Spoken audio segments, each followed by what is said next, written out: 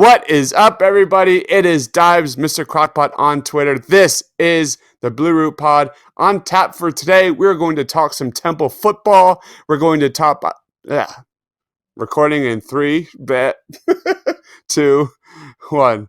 What is up, everybody? It is Dives, Mr. Crockpot on Twitter. This is the Blue Root Pod. The Blue Root Pod can be found on iTunes and Spotify.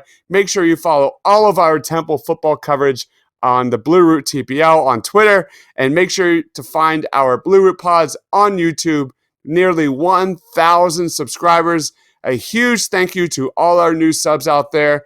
We love you. Let's talk some Temple football. The Temple Owls defeated the Memphis Tigers 30-28. We're going to talk about it. Let's start off by introducing our guest. He is Jake Hyman. Follow him on Twitter at RealJakeHyman. What's up, Jake? What's good, Chris? Is starting to get darker earlier, which is take it or leave it. Depends on how you view if it is. We're in the meat of the AAC portion of Temple's schedule. Basketball's coming up. So it's a good time of the year, Chris. Oh boy, it is mid-October. A controversial call ultimately gave the Temple Owls the victory. Catch or no catch, we're going to get into it. Temple is now tied for first with Cincinnati in the East Division of the AAC. There are now 3 teams ranked in the coaches poll: Temple, SMU, who is number 19, and Cincinnati, number 21.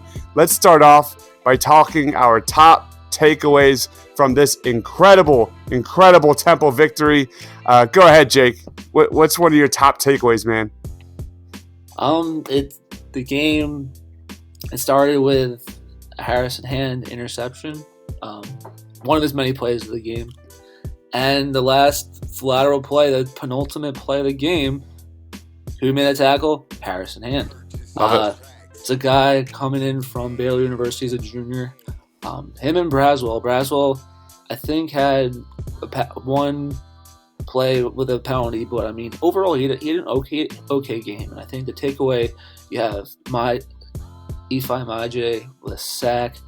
Temple really held their own on that last possession. 16-yard line. They didn't let Memphis get past the 34, 35-yard line, and they only had 1 second left. So it was a strong final stand from the Owls. And the kicking game, Will Mobley, he's now 7 for 8 on the year. And special teams, with the punting was, again, disastrous. They went from Jake Dupree and their final punt to Adam Berry. But in a glass half full respect, Will Mobley is perfect on the night. Isaiah Wright got a little bit in on the offense, that little touch, pop pass, second straight week. And they've performed that last week as ECU. He, on a similar play, he took it in for a touchdown. I expected Wright to be coming out of the Wildcat, but it seems like they're using him on a lot of sweeps. And him and Brandon Mack, they're really dynamic for Temple's office. And Anthony Russo started off hot, went on drive, throwing 3 straight incompletions, almost a near pick in the end zone. But Jose Barbone, he stripped that away, and it led to a Temple field goal. So there's 2 plays I saw from Russo that could have been intercepted, but overall, solid game. 20 for 33 passing, 220 yards. He does get the pop pass touchdown in the stat column, but that was more Isaiah Wright. He did get a touchdown pass, I think it was like an over his shoulder to Brandon Mack. Brandon Mack was massive Saturday. So just both sides of the ball were they were effective in the Owls win. I got to talk about the biggest takeaway of this game that everyone is talking about has to be that controversial call. With 5 minutes remaining in this game, Memphis gained possession of the ball, trailing Temple 30-28. Memphis only needed a field goal to take the lead and get the W. After 6 plays, Memphis got to the Owls' 43-yard line with 2 minutes and 46 seconds to go. facing a 4th and 9. They just needed a field goal to get the W. What's his name? Brady White nearly gets sacked, tosses it in the air to tight end Joey Magnifico. The ball was underthrown. Magnifico dives, catches the ball, just made an incredible adjustment to the ball, and got the first down at the Temple 30-yard line. Dude, we have to start with this because, I mean, it was just such an epic moment. What was your reaction to that call? It started with like Ifeanyi Maje pressure up the middle. That really forced Brady White to kind of force his hand a bit, and it allowed him to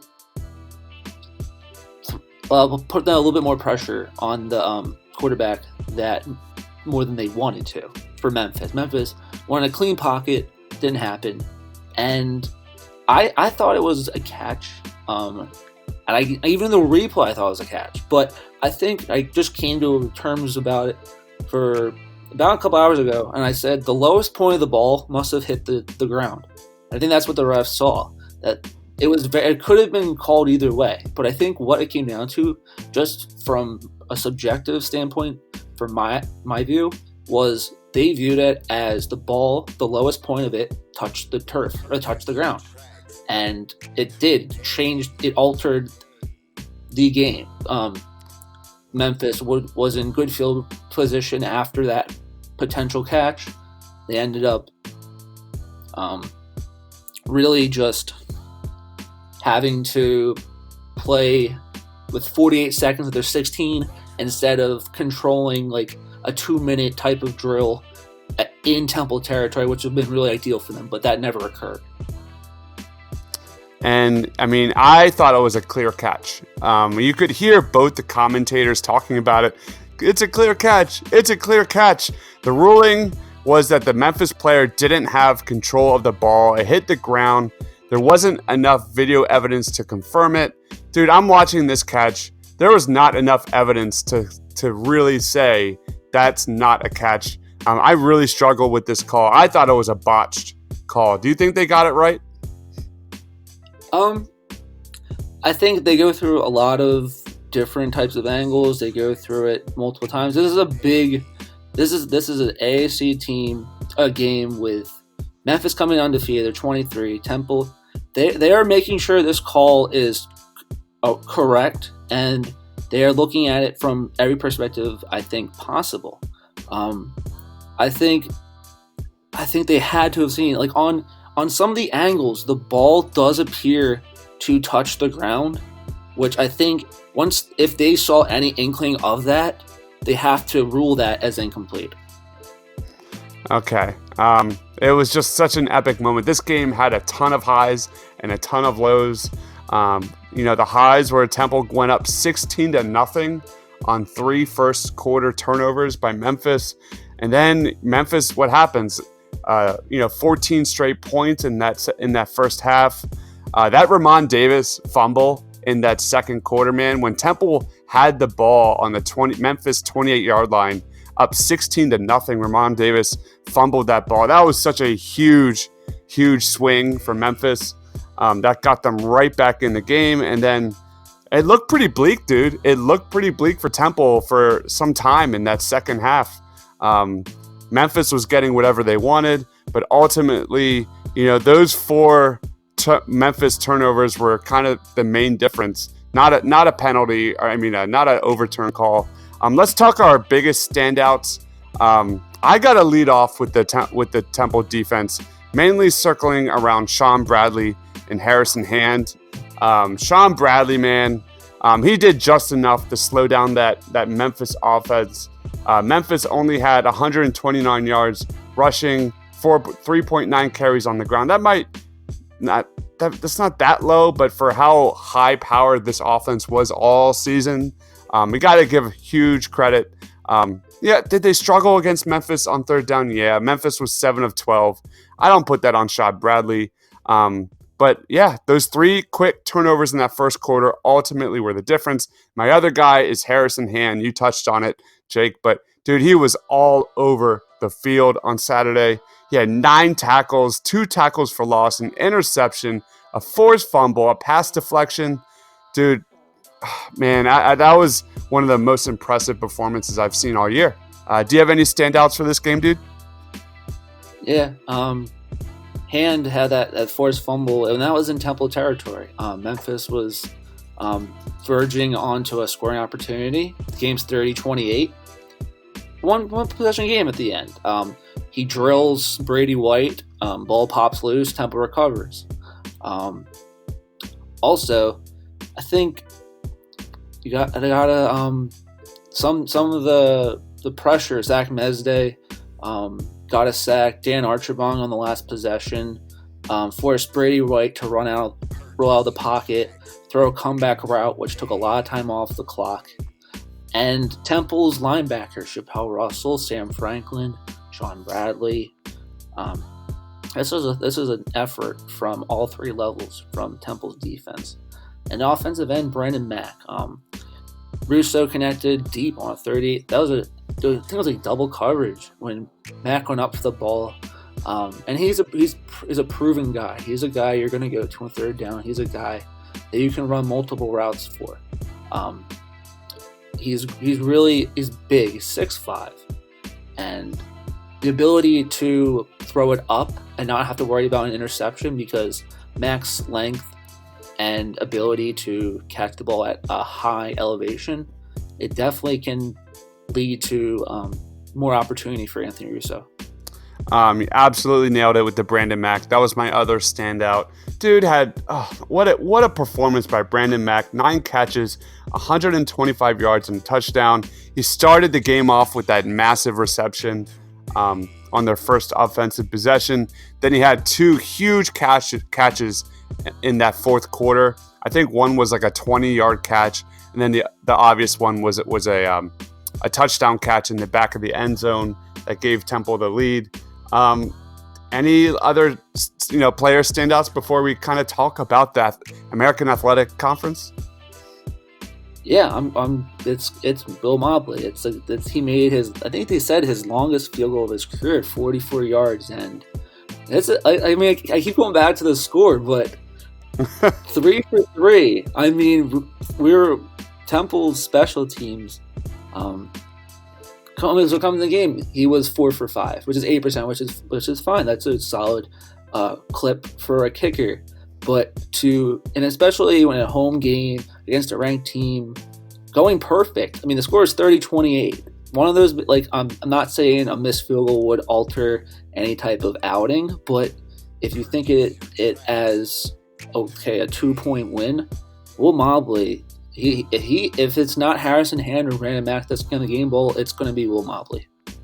Great pick. Let's talk a little bit about the American Athletic Conference because it is mid-October, and dude, it is about to get really intense, especially when you look around the conference and especially at Temple's schedule. The Temple Owls face the number 19 ranked SMU next Saturday at 3:30. But when you look at the standings, the Temple Owls are now tied with the Cincinnati Bearcats atop the East Division. They are now 5-1. UCF is now 4-2. Not a lot of separation there, man. What's your thoughts on the division right now? Yeah, there's a lot of teams in both divisions. You have, like you mentioned, UCF is the shocker. 4-2, 2 losses in conference, and I'm looking at SMU's schedule, and it looks like Cupcake City outside of TCU. I don't think that just because I'm not saying their 19th ranking is a result of them playing a cupcake schedule, but Temple evidently is going to have the tougher SOS coming into this game, and I think last year they beat the Mustangs. This year, the running back has, I think, 13 rushing touchdowns, and that's through 6 games.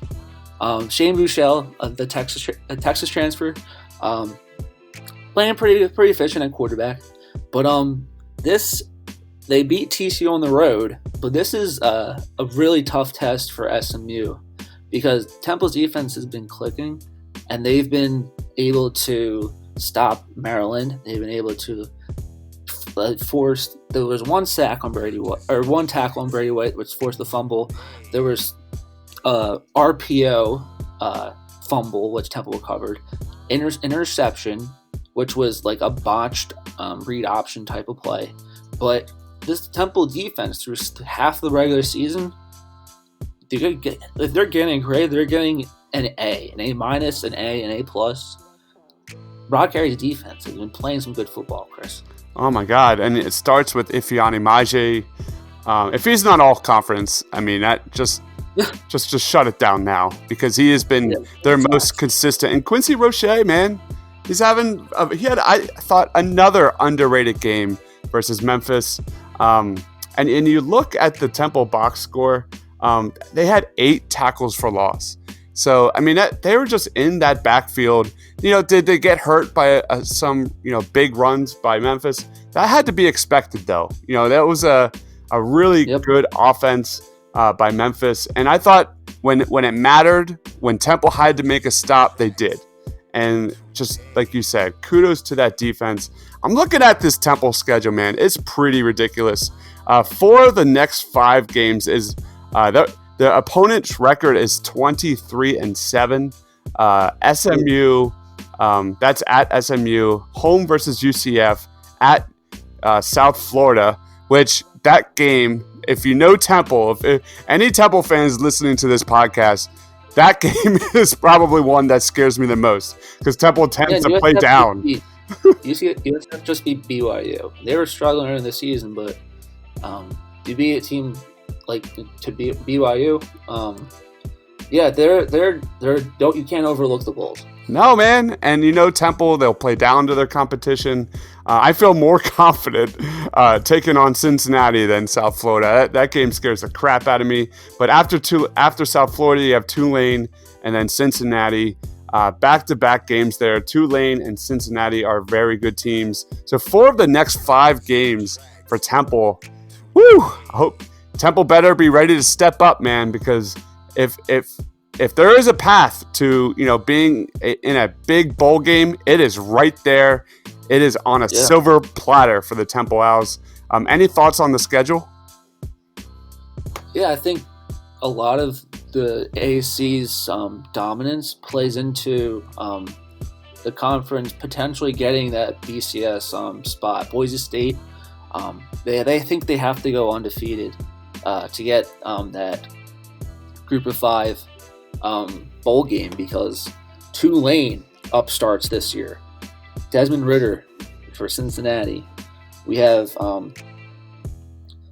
even a team like SMU, Cincinnati, both ranked. Tulane could potentially be ranked when they when Temple faces them. This is a league that is having some real they're having some evident success this year. This is a very deep league, and you can't, especially if Temple wants to have their sights set on a G5 BCS game. Each week is going to have to be playing like it's their last week here on out, and that is a tough ask. But this is a team that I think in their locker room has high expectations. I remember when we first, before the season started, both of us, man, we circled that UCF game on Saturday, October 26th.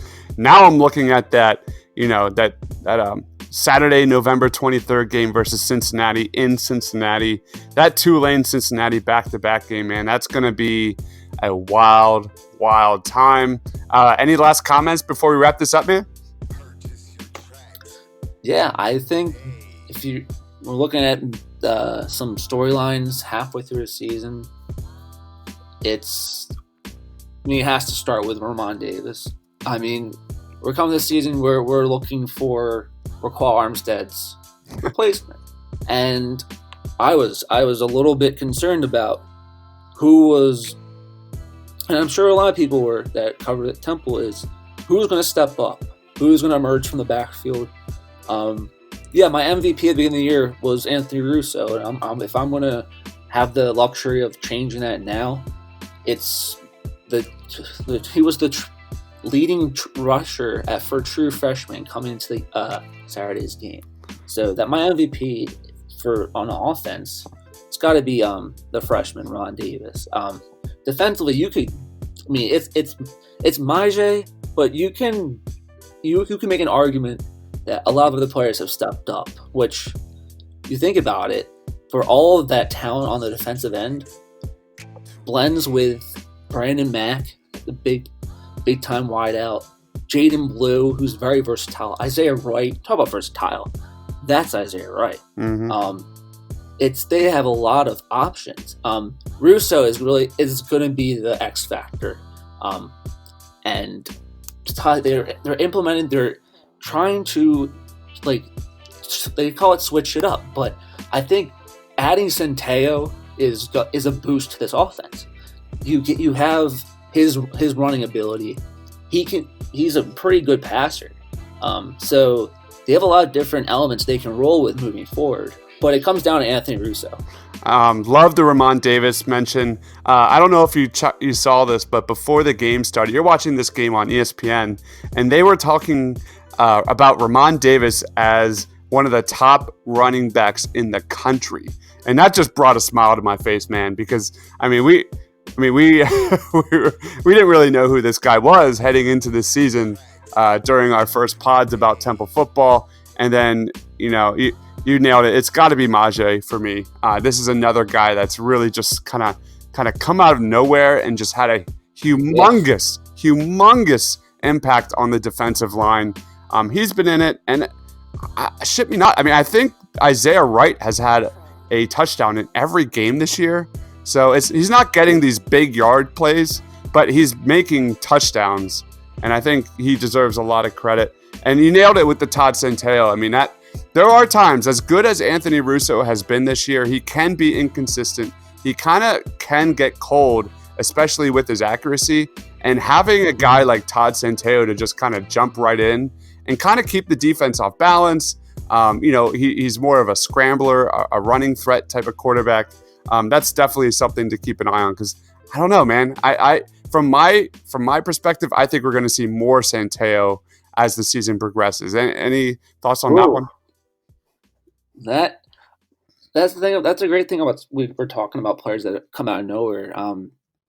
Davis, Blue, Maje, hand the transfer, and it's like that's sports. Sports can produce some of the most compelling developments, and that's Temple's.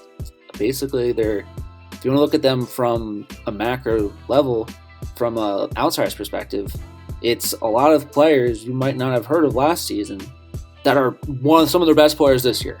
And to the Centeo point, it really comes down to efficiency. Like Centeo, 3 for 3, 32 yards, perfect passing, 6.3 rushes. The fumble, he's not really he's not a running back, so I understand the holding on to the ball is difficult, more difficult for him in situations where he has to run into space and try to hold on to the ball. That one fumble was costly, but at the same time didn't prove to be like the deciding factor in Temple's win. But Centeo I am also going to agree with you with Russo. I get nervous when he's throwing those out routes, and he doesn't put enough juice on the ball he almost had an interception on an out route to, I think, Brandon Mack, and it's you have to find the best way to put yourself in scoring opportunities, and it comes down to that. And I think you're right. It's going to come down to which quarterback puts you in those opportunities the most. And I think what we're talking about here, if there is one criticism to talk about Temple, and it seems silly to criticize a team that's 5-1 and now a top 25 team, from everything they have come from at this point. But if there is one thing that makes me scared, is Anthony Russo in the red zone. And his decision making with the ball, especially under pressure, scares the living crap out of me. And I'm curious to see if that might be something that Todd Centeio can kind of help with moving forward. But when we talk about all these guys, these breakout players like Jaden Blue, Brandon Mack, Majay, Ramon Davis, dude, what does that really mean? What does that boil down to? It really is Rod Carey. And is Rod Carey putting his players in a position to succeed? And he's getting the most out of his players. And there couldn't be enough positive praise to give this guy. Just a beautiful coaching performance through 6 games, man. Any comments on Rod Carey? Yeah, the ability to get to bowl games in another conference and then transition to a higher profile job at Temple from Northern Illinois and continue that success with players that he didn't recruit. So he is trying to implement his own type of, and it's interesting because Rod Carey was a very quarterback run friendly coach, and now you're starting to see a little bit of the seeds being planted with Centeio coming in and producing from the read option. So, like you said, Centeio could have, and maybe that's Carey. Maybe that's Carey trying to. He knows that Centeio's ability can lead to a possible greater outcome than Russo's in some possessions. So I think Carey's been hitting all the right notes, and until I see otherwise, this is a very, very successful hire for Temple. So far, so good. A lot better than Manny Diaz going on down there in Miami. All right. Let's move on. All right, so that is Jake Hyman. Make sure you follow him on Twitter at RealJakeHyman. I'm Dives, Mr. Crockbutt on Twitter. Make sure you follow all of our Temple coverage on the Blue Route. That is at thepaintedlines.com. Follow us on Twitter at BlueRouteTPL. Follow all the great Temple football coverage at Real Jake Hyman as well. For Chris, for Jake, thanks for listening, guys. Go Temple!